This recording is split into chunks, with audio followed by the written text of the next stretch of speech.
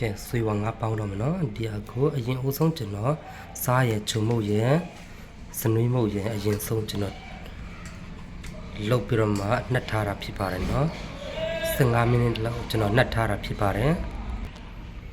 ပြီးဒီမှာကျတော့ကျွန်တော်စပလင်ရဲ့ကျွတ်သွန်နေကျွတ်သွန်ဖြူခရမ်းချင်သေးလေးလည်းကျွန်တော်ထည့်မှာဖြစ်ပါတယ်နော်အရင်ဆုံးချင်မလေးထားရမယ်နော်ချင်မလည်းငါလေးဒီတော့ပြပါ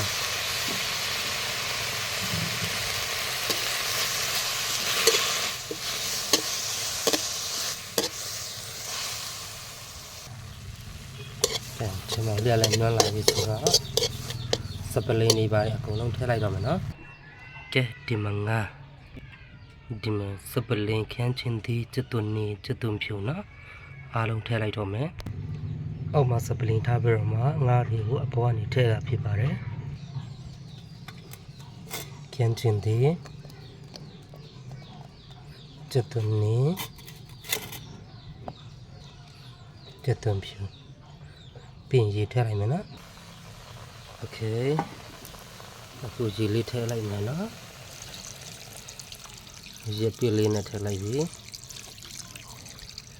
တော့ရေတောက်ထားတယ်အနည်းငယ်ထပ်ထည့်လိုက်မယ်နော်စားရယ်ဟင်းချမို့ရယ်နော်စီအနည်းငယ်လေးထည့်လိုက်မယ်နော်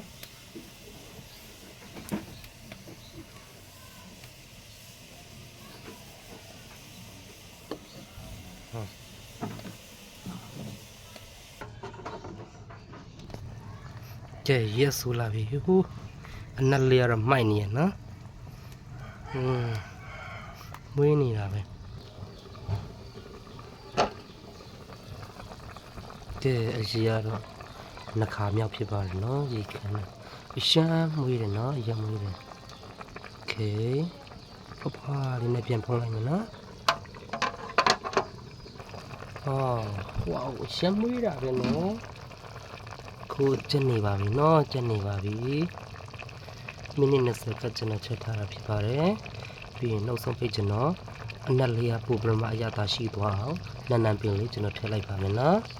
နန်းနန်းပင်ဒီလိုနဲ့တော့အရင်မွေးနေပါပြီโอเคဒါပြီးရင်စားလို့ရပြီနော်အချမ်းအရသာရှိတဲ့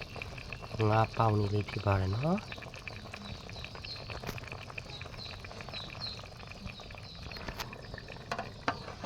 ကဲခုတော့စားလို့ရပါပြီနော်ကြည့်ပါအောင်နဲ့လေးအရမ်းမွေးနေရပဲနော်ကဲပြည့်တဲ့ရေဒီနေ့လေးအတိုင်းငါဟင်းကိုပေါင်းတယ်ဆိုလို့ရှိရင်အမတန်မှစားလို့ကောင်းပြီးတော့မှအရသာအရန်ရှိပါတယ်နော်ကြည့်ရှုပြီးကြတဲ့ပြည့်တဲ့တယောက်ချင်းစီကိုလည်းအထူးပဲကြည်ရတင်ရှိပါတယ် See you the next videoရပါပြီနော်ရပါပြီဒီမှာငွေလေးငွေတလေးတွေကလည်းပြန်နေပါပြီနော်ရပါပြီ